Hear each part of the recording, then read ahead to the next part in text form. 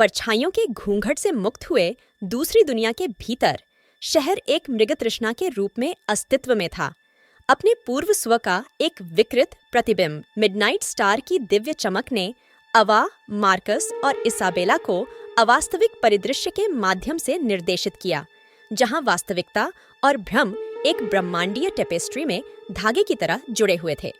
Phantom, जो अब इस नई वास्तविकता के ताने बाने में बुनी हुई एक अलौकिक उपस्थिति है, ने तीनों को आगे बढ़ने का इशारा किया। अनंत काल की गूंज में आपका स्वागत है।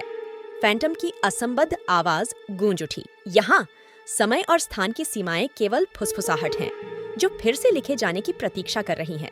जैसे ही अवा, मार्कस और इसाबेला ने असली परिदृश्य में गहराई से प्रवेश किया, इंस्पेक्टर हार्पर को एक विकल्प का सामना करना पड़ा। शहर का भाग्य अधर में लटका हुआ था और उसने रहस्यमय प्रेत के साथ टकराव के लिए खुद को तैयार किया, जिसका उद्देश्य बदलती छाया में अस्पष्ट रहा।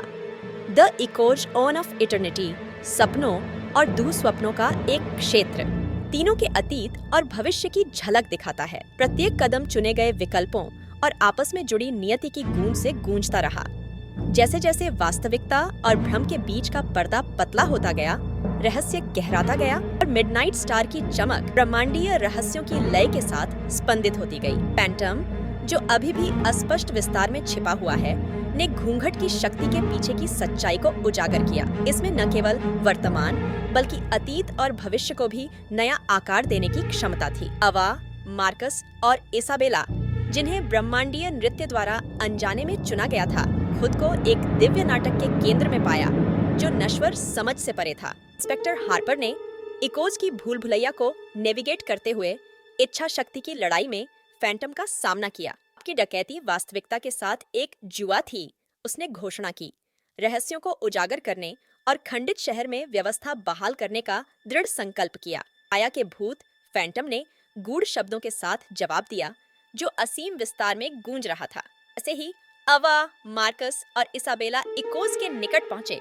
मिडनाइट स्टार अद्वितीय चमक के साथ स्पंदित हो गया। घूंघट की शक्ति से प्रभावित होकर लड़की को एक विकल्प का सामना करना पड़ा।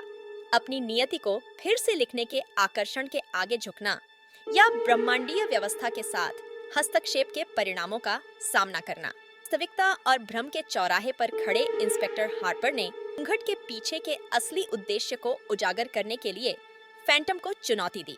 ऐसे ही अनंत काल की प्रतिध्वनि कांपने लगी। रहस्य अपने चरम पर पहुंच गया और ब्रह्मांडीय रहस्योद्घाटन के कगार पर पहुंच गया।